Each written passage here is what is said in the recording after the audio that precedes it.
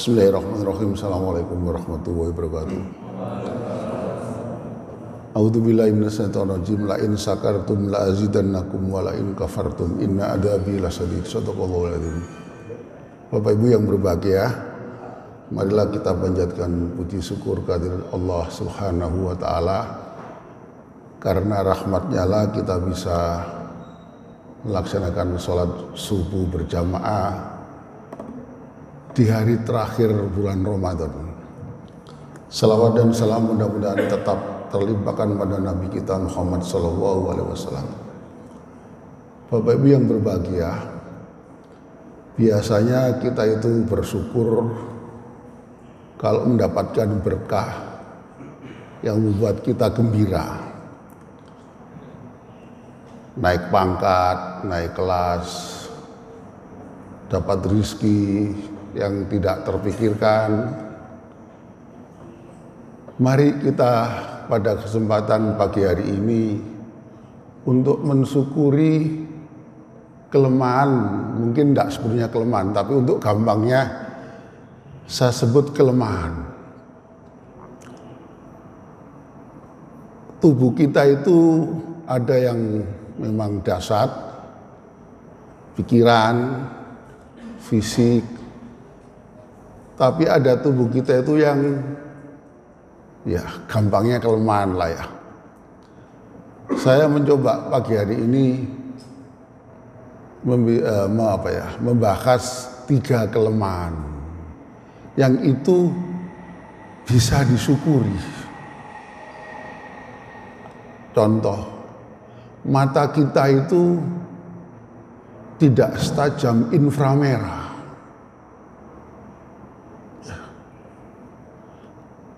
Kalau kemarin, kalau tidak salah, ada seorang, mungkin sedikit saya singgung, ada seorang calon presiden yang semua lembaga survei tahun 90-an itu akan memprediksi menang. Geriet, saya ulangi lagi, Senator Geriet, bagus surveinya.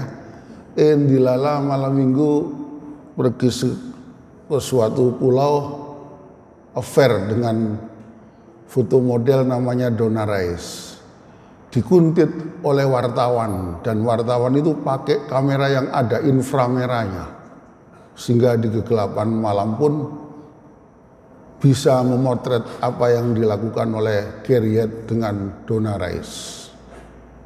Mata kita tidak setajam kamera yang ada inframerahnya. Mengapa itu kita syukuri? Coba misalnya, maaf, kalau mata kita itu setajam inframerah, apa jadinya kalau saya berhadapan dengan Bapak Ibu itu? Saya tidak perlu nyebut, tapi Bapak Ibu insya Allah bisa membayangkan. Apa jadinya? Maka kita akan mengalami kebingungan. Kebingungan jangan-jangan karena kita memandang sesuatu, maka kita tertawa-tertawa sendiri karena kita memang bisa menangkap apa yang ada di balik apa yang kita lihat. Malah itu menjadi bencana bagi kita. Maka mata kita yang tidak setajam inframerah itu harus disyukuri juga. Itu mata. Yang kedua, telinga kita andaikan setajam mikrofon para intelijen itu, kita juga akan kebingungan. Kita mungkin akan tidak bisa menerima keterangan para guru kita dengan baik. Kenapa? Pasti keterangan guru itu akan diganggu oleh detakan jantung.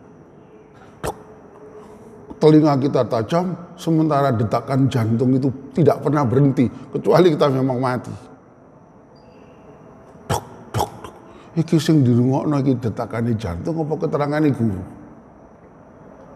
Mendengarkan kuliah yang kemarin menarik, kuliah subuh yang pernah menarik, itu juga akan membingungkan.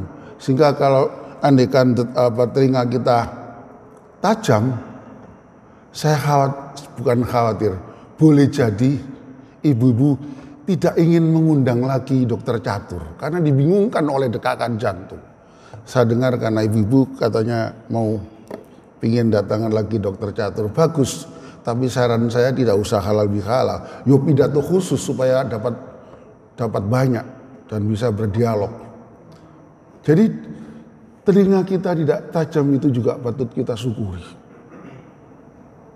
Yang ketiga, hidung kita itu apa jadinya kalau hidung kita itu penciuman kita itu tajam. Saya khawatir mas, septic tank itu ada di depan hidung kita itu. Karena tajam sekali. Maka penciuman yang tidak tajam itu patut disyukuri. Bahkan penderitaan pun bisa disyukuri. Tergantung cara pandang kita. Misalnya sebelum saya lanjutkan, saya sekedar buat main-main. Tolong nanti direspon ya. Enak mana sakit sama sembuh? Kalau jawaban linear pasti enak mana Pak Jairuddin? Enak mana sakit sama sembuh? Kok daun jawab? Ya, enak sembuh ya mesti ini sih. Sama-sama enaknya. Tergantung cara pandang kita. Orang sakit yang sabar punya kesempatan menikmati nikmatnya sehat. Coba kalau kita tidak pernah sakit. Tidak bisa menikmati enaknya sehat. Karena pernah sakit itulah kita bisa menikmati nikmatnya sehat dan kita bisa bersyukur. Sakit pun bisa kita nikmati, kita bisa bersyukur akan nikmatnya sehat. Jadi kan sama-sama bisa disyukuri. Kalau sakit bisa menikmati nikmatnya sehat, dengan sehat juga bisa disyukuri. Apalagi kalau sakit kita sabar, kita punya kesempatan bermuhasabah. Saya lebih senang bermuhasabah itu bukan introspeksi, tapi mungkin lebih tajam koreksi diri. Karena diri kita itu harus setiap saat dikoreksi. Apakah perjalanan hidup kita itu sudah lurus, bengkak-bengkok atau yang lain?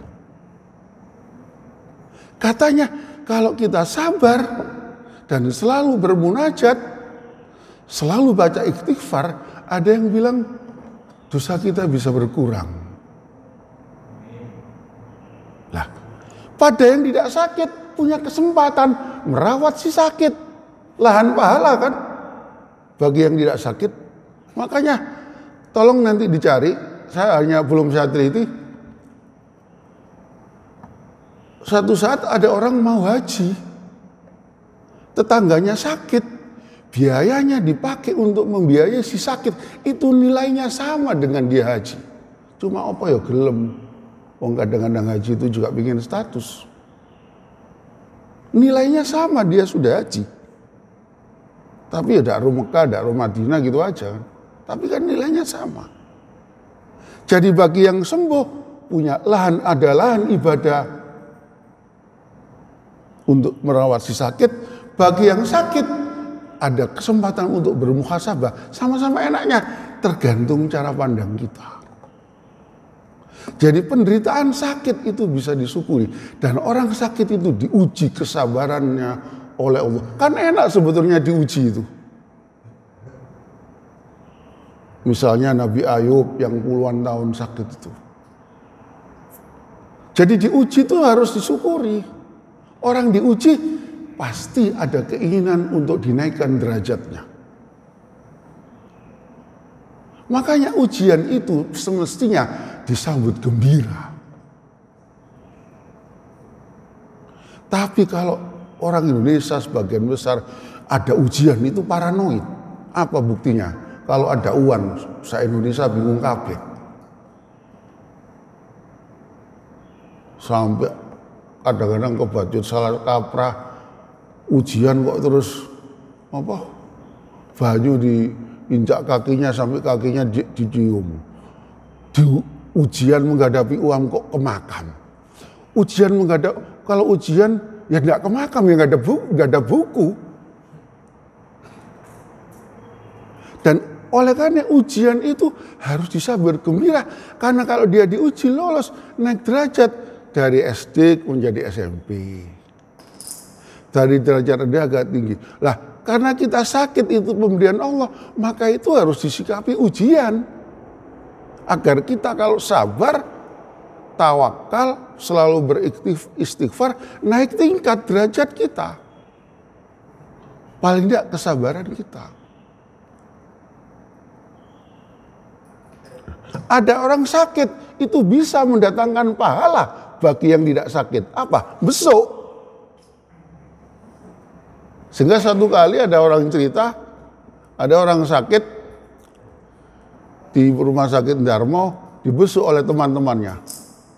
Diledek yang besuk itu. Enak sampean kesini itu, dapat pahala. Loh kok aneh? Iya, coba kalau saya tidak sakit, sampean kan tidak besuk. Maka dengan saya sakit, sampean besuk, maka sampean dapat pahala. Jadi semuanya perspektifnya itu harus positif.